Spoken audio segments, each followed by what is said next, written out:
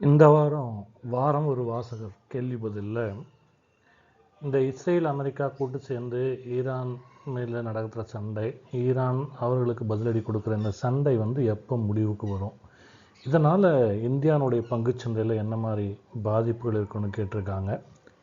இந்த மாதிரி ஆய்வுகளுக்கு பொதுவாக தனிநபர் ஜாதகத்தை நம்ம வச்சு பலன் சொல்ல முடியாது. இதுக்கு முண்டேன் அஸ்ட்ராலஜின்னு சொல்லப்படுகிற முண்டேன் ஜோதிட கணிதம் வச்சு தான் நம்ம இந்த மாதிரி விஷயங்களை ப்ரிடிக்ட் பண்ணுறோம். அதில் பொதுவாக செவ்வாய், சனி, ராகு, கேது இந்த கிரகங்களோட சேர்க்கை அல்லது பார்வை இதுதான் அந்த போரினுடைய தீவிரத்தையும் போரினுடைய போக்கையும் தீர்மானிக்கிறது. இப்போ நடக்கக்கூடிய கோச்சார் ரீதியாக பார்த்திங்கன்னா செவ்வாய் சனியுடைய சேர்க்கை இது ஆக்ரோஷமான தாக்குதல் இருக்கும் இன்னும் அப்படின்னு சொல்லுது.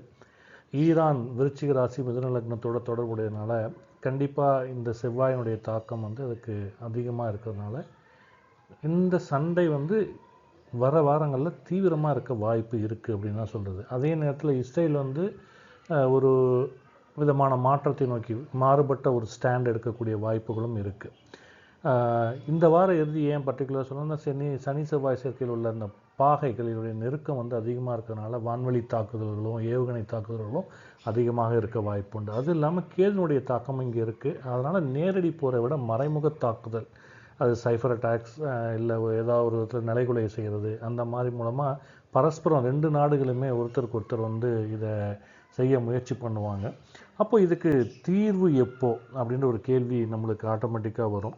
இந்த தீர்வு அப்படின்றது பார்த்திங்கன்னா பொதுவாக ராகு பயிற்சி அல்லது குருவினுடைய பயிற்சி அல்லது குருவினுடைய சுப பார்வை எப்போ இருக்கும் அந்த டைமில் தான் போரினுடைய தாக்கம் குறையறதுக்கு வாய்ப்பு இருக்குதுன்னு சொல்லுவோம். அப்படி பார்த்தா இப்போ குரு பயிற்சி மே கடைசியில் ஜூன் ஃபஸ்ட் வீக்கில் வருது. அது வரைக்குமே இந்த போரினுடைய தீவிரம் குறையாது அப்படின்னே நம்ம இதை சொல்லலாம். அடுத்ததாக இதனால் நம்ம இந்திய பங்குச்சந்தையில் என்ன மாதிரியான தாக்கங்கள் இருக்கும் அப்படின்னு கேட்குறோம். கண்டிப்பாக கச்சா எண்ணெய் விலை உயரும். ஏன்னா அந்த ஹார்மோஸ் ஜலசந்தி ஈரானுடைய கண்ட்ரோலில் இருக்கிறனால அதை அவங்க எல்லா கப்பல்களையும் அனுமதிக்காமல் இருக்கிறதுனால கண்டிப்பாக கச்சா எண்ணெயோடைய விலை உயரும். இந்த கச்சா எண்ணெய் சார்ந்து இருக்கக்கூடிய பெயிண்ட்டு, டயரு, ஏவியேஷன் துறை, அதுக்கப்புறம் பார்த்திங்கன்னா இந்த டைல்ஸு, இந்த மாதிரி மேனுஃபேக்சரிங்ஸ் பண்ணக்கூடியது, இந்த மாதிரி விஷயங்கள் எல்லாமே பாதிக்கப்படும் அல்லது அதனுடைய விலைவாசிகள் உயரக்கூடியது.